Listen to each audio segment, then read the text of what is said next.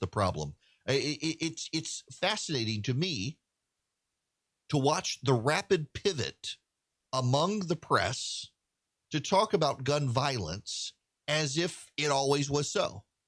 As the Democrats move forward with their gun legislation, as the president comes forward and says, hey, if we can deal with the gun violence, we can solve the problem. But that's not the way it works.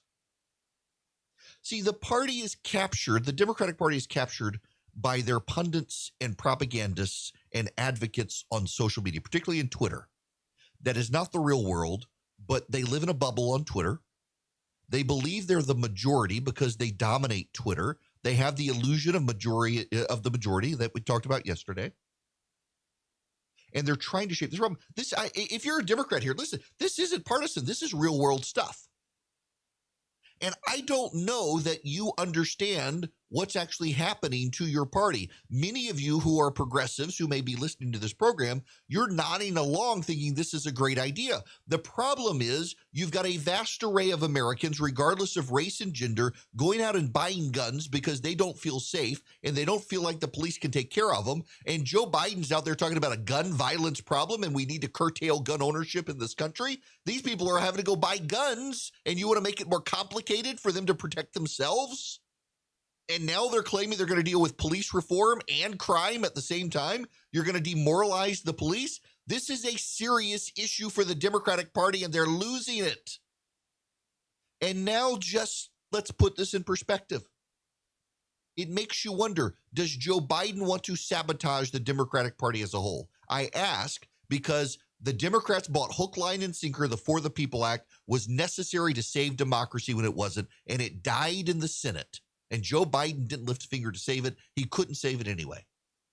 And then Joe Biden decided that he was going to go with infrastructure, and now the Republicans have sabotaged the Democrats' infrastructure plan. And now, instead of going with being tough on crime, he's going to go with gun control, which cannot pass the United States Senate. Just like infrastructure can't, just like the For the People Act can't. And now Joe Biden comes out and says it's necessary, vital, and critical that we pass his gun violence program that will curtail your right to keep and bear arms to solve a crime problem where the criminals won't surrender their guns, and it's not going to pass.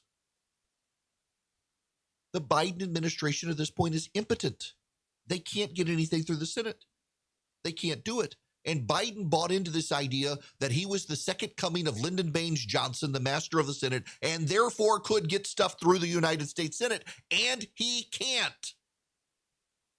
He's demoralizing his own base. Is it any wonder he wants to send Kamala Harris to the border? Rather her cause a PR disaster than people pay attention to how impotent his presidency has suddenly become because he can't get any of the stuff done that he wants done because you've got Democrats, Kristen Sinema and Joe Manchin in the Senate blocking his legislation by preserving the filibuster. There's going to be hell to pay in the Democratic Party. And I know this. I know of what I speak because the Republican Party went through the same thing. And that's how we got Trump.